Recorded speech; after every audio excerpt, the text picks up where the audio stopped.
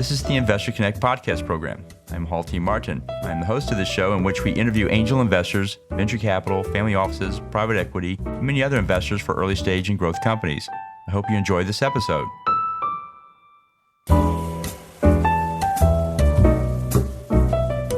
hello, this is Hall Martin with Investor Connect. Today we're here with Dick Blanc of Beyond Angel Network and Fund at Cedarville University. Dick, thank you for joining us. Great to be with you, Hall. Thank you for all you're doing for entrepreneurs and investors in the angel space. And you as well. Maybe you could tell us about what was your background before investing in early stage companies. What did you do before this? Yeah, happy to. I was privileged to be part of a great firm called Accenture, managing partner with them. Of course, Accenture, for those who aren't familiar with it, is just a large global professional services firm. And there are over 500,000 professionals now across 125 countries, great relationships across many industries. And my role through much of my time with Accenture, I was pretty much the venture guy. And I would go industry by industry and be involved in conversations with the leaders, the CEOs who were the leaders in a particular industry. And my particular gifts were to have pretty much clean sheet of conversations with those CEOs. We would talk about the industry, how we saw the industry. They would talk about where they were with their company and how they saw the industry. And very often, what would come out of those discussions were new ventures that we would do together that were often off market to help that particular leader in the industry maintain their leadership position or regain that leadership position. So that whole venture background for me is a passion and ultimately informed much of what I did personally with my own investments and got me into the whole venture space myself. So tell us more about your angel network, Beyond Angel Network and the fund you have with it. Tell us more about that and how it works. Yes, when I did a bit of succession, I left the firm 2 or 3 years ago, and president of the university reached out along with the dean of the business school. And I was an alum of Cedarville University, and they asked me if I'd be willing to help take their entrepreneurship program to their level. And so I accepted the role and been leading that since then. We formed an accelerator. We formed an academic track that goes across all 17 majors in the school. So we launch companies as well from the accelerator. And then to create the other half of the market, we formed an investor network, which is referred to as the Beyond Angel Network, and are in the process of launching a fund as well. Cedarville University, if you're not familiar with it, is a Christian university in Southwest Ohio. And it has been around a long, long time and had great impact. It's been growing about a 10% rate every year and is thriving quite well and is a well-known university up in that particular region.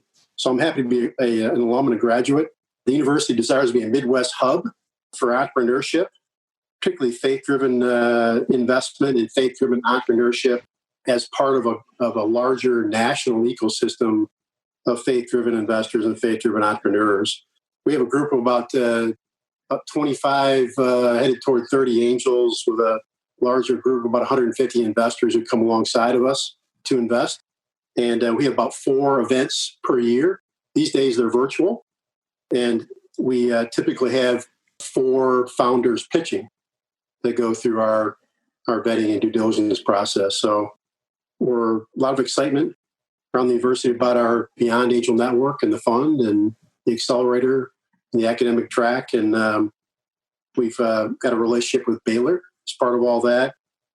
Grand Canyon, a number of other universities, Dallas Baptist University. There's just a growing network also of venture funds, Sovereigns Capital out in San Francisco, Eagle Ventures in Dallas. So it's a great ecosystem, and we're happy to be the Midwest hub for that growing ecosystem of investors and entrepreneurs. Well, that's great. So you've been an angel for some time, and you're now putting this together. How do you see the industry evolving for angel groups? Where do you see it going? Yeah, it's interesting. There's obviously with the pandemic that's the first thing everybody thinks about, right, in terms of a pivot that's being made. But clearly we see a new market cycle forming. Certainly angel groups right now are a bit short-term cautious and a little bit distracted, right? But one mega trend that we see happening in the coming decade that I suppose is a bit of a gift and a bit of accelerant is that we see a renewed focus on not just getting market alpha in terms of returns from an investment standpoint for angel investors, but also making an impact. And so the purpose-driven investor, the purpose-driven entrepreneur in this coming decade are finding each other, are getting aligned, and people have deeply held beliefs.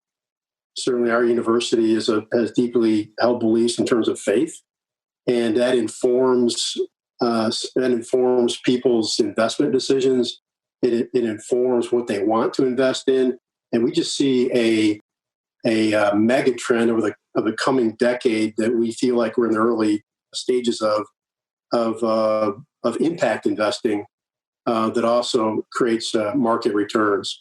So we love how both investors and entrepreneurs are coming together through our hub and hubs around the country to do just that.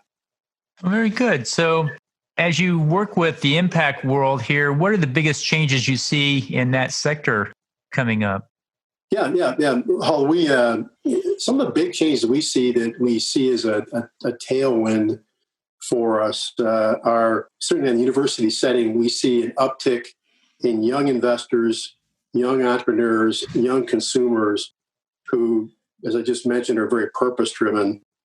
As you know, and your investors know, and the entrepreneurs who are listening in know, family offices, there's a large transfer of generational wealth that's going on with baby boomers to a younger generation, either in exiting their businesses or in just begin to think about how do they transfer their wealth to the next generation.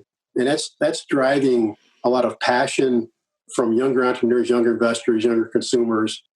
We see people being more drawn to a product or company's story. What is their story? Does that resonate with me? That's a big change in how people invest. And more, you see funds being created that align to a certain philosophical viewpoint or something that someone is trying to make a societal impact around. Certainly in our case, it's faith, right? But in other cases, it's something social. We try to attack something that is a large societal challenge. Increasingly, the biggest change we see is capital will be drawn to both market returns and stories that align with the people's beliefs and their unique purpose. And that's the trend, that's the tailwind that we want to be a big part of in this coming decade. I also think that there's going to be a higher percentage of capital allocation potentially to private markets. Public markets have quite a bit and in many cases needed to be through some of the last couple of recessions, but it just feels to me that, and to others that I talk to, that there could be a higher capital allocation of private markets being a little bit less volatile, being more stable, predictable. And I think that could be good for the venture space going forward. Absolutely. So what's the biggest challenge you face today in pursuing this mission? For most angel groups, Hall, they're distracted by, and deservedly so, by their current portfolios, their current investments, trying to look back, if you will, on what they've invested in to see if the investment thesis still holds true for how and why they invested in those portfolio investments. And particularly with the pandemic, and some things have been accelerated, some things have been slowed down. Many entrepreneurs have had to conserve cash. There's been a few down rounds and things like that. So that certainly is a big challenge for many angel groups. There's also looking forward in terms of new capital that they want to invest. How have things shifted, and how do they need to shift their investment thesis, both short-term and mid-term, to enhance the returns for their investors? So that said, most are a bit cautious with new dollars, and most are doing things virtually, which is a new thing, right? Can do due diligence virtually, vetting virtually, a lot of conversations virtually. Most people are doing a pretty good job of that. We've done that from day one, and so we're comfortable with it. But for many of us, it's new, right? We're used to kind of having those eyeball-to-eyeball conversations. In our case, the timing of the formation of our angel network and the new fund we are in the process of launching this summer comes at a great time. love to say it was a strategic focus for us, but it just happened to be a little bit of luck and a blessing in a sense, in that we don't have a large portfolio looking back that we're having to worry about potential impairment or other kinds of issues. We're building with fresh capital for the most part, and we're launching a fund in what we believe is could potentially be at the bottom of another market cycle.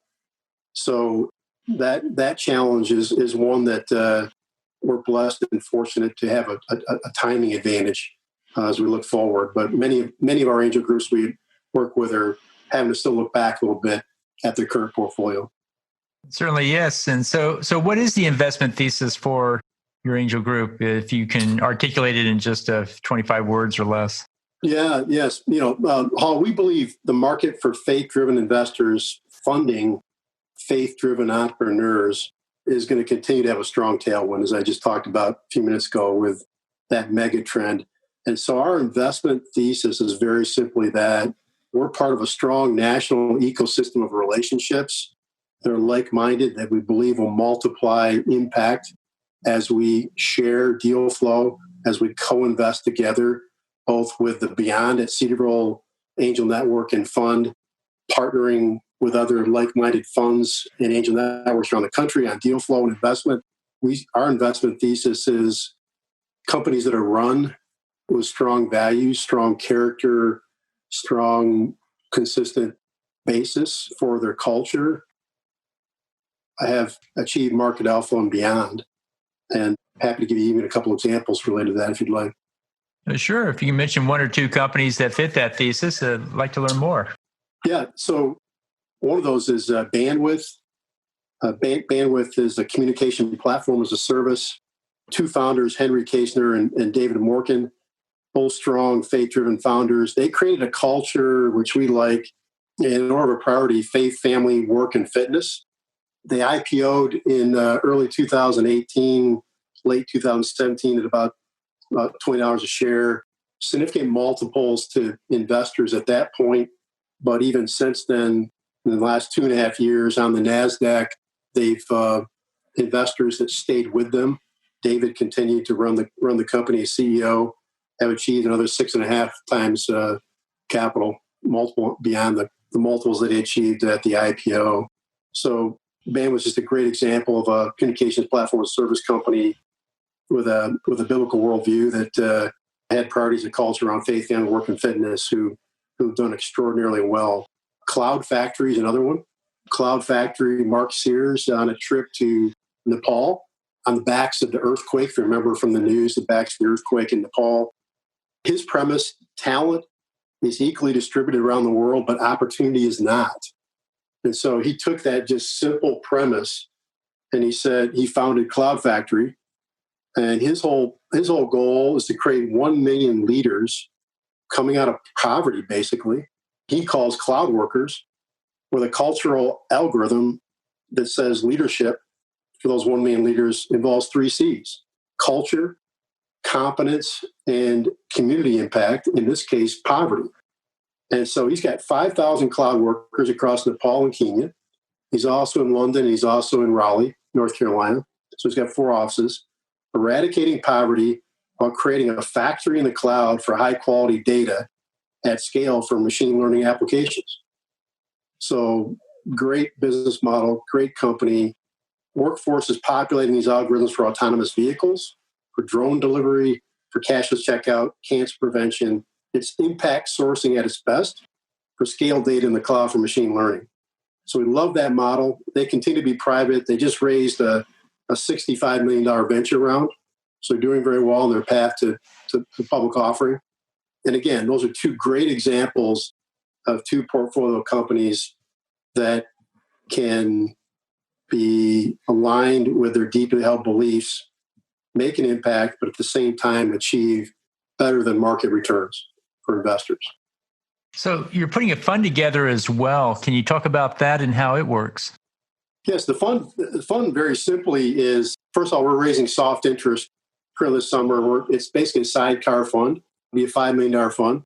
It will be used to augment our existing angel network. So it'll be there to make sidecar investments for both early rounds and follow-on rounds. The Sidecar Fund is simply a source of pooled capital to both draw the best ideas, the best founders to the university. In other words, more bandwidths and more cloud factories. And we will have 4 pitch events per year, as I talked about earlier. The fund will be used to also invest off cycle where necessary. We've seen an opportunity come to us that's off cycle from one of our pitch events. We use the sidecar to invest in that. So we're collecting soft interest commitments, obviously, with accredited investors. We believe will be a $5 million fund, and our intention is to launch this in a series. And every third year, we will launch another fund in the series. So this is the first in a series. The shared deal flow and the syndication nationally across the faith-driven investor and faith-driven entrepreneur network is a huge multiplier to our impact. We have a big conference in Dallas in September. I think it's the 23rd and 24th. 700 investors will be there physically, social distancing, but also virtually, I think, many more from around the globe. So this fund takes full advantage of the kinds of deal flow like the bandwidths and cloud factories that we believe will achieve great returns in the coming decade and also make an impact that's aligned with the mission of the university. Well, it sounds like a great opportunity. So given all of this, what do you find is the most exciting part right now? I'm just excited to do this. It's really the blunt and candid answer. I'm having a ball. I'm just kind of leading this and surrounded by just a team of awesome people and an awesome university, part of an awesome network of people that are like-minded. And the energy and passion in making an impact, but also doing it in the marketplace, solving problems that have been out there a while and be able to direct capital and talented entrepreneurs at those problems. It's huge, and wake up every day really excited about that.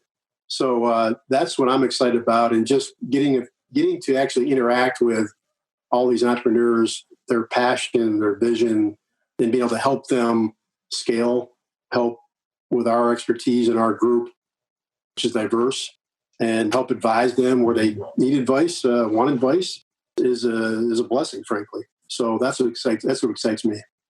Great. So you've done a lot of startup investing and know a lot of investors. What's your advice for people investing in startups?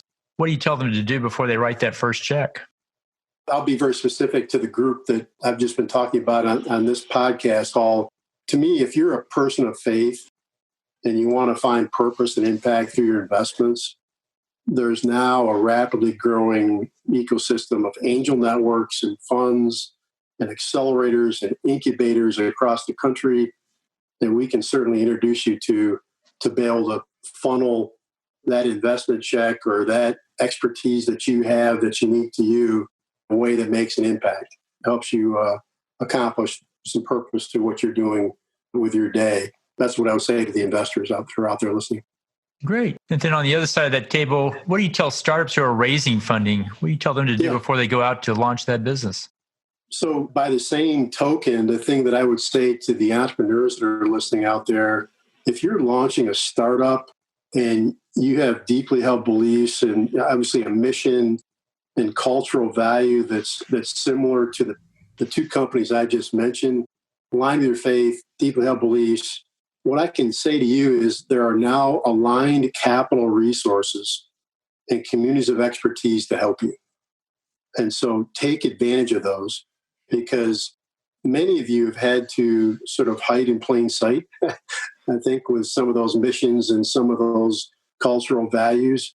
No longer is what I would say. I would say there are now communities and networks and accelerators, incubators of people who understand you and where you want to go with your startup, and they're more than happy to come alongside and kind of help you with that. So reach out. We'll help you get plugged in. Well, great. Well, in the last few minutes that we have here, what else should we cover that we haven't? Paul, I think your questions have been perfect and have allowed me to kind of share the story in a very easy way. And so, I don't know if there's anything else that we need to cover. We're just excited to be part of your show and appreciate the opportunity. Well, great. Well, how best for listeners to get back in touch with you? I think as part of what's going to be sent out, you can certainly find me on LinkedIn, just Dick Blanc, Blanc. happy to interact with you. Our website is Cedarville, CEDARVILLE.edu. That's a /beyond. And then my email, I think, will also go out there. But happy to connect with you if I can help you get plugged in. And we wish all the family offices and investors and entrepreneurs are listening in great success. Great. I want to thank you for joining the show today and hope to have you back for a follow-up soon. Thank you all. Appreciate it. Enjoyed it. Investor Connect helps investors interested in startup funding. In this podcast series, experienced investors share their experience and advice. You can learn more at investorconnect.org.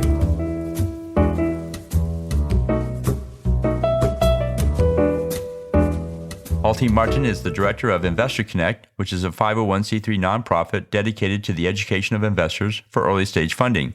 All opinions expressed by Hall in podcast guests are solely their own opinions and do not reflect the opinions of Investor Connect. This podcast is for informational purposes only and should not be relied upon for the basis of investment decisions.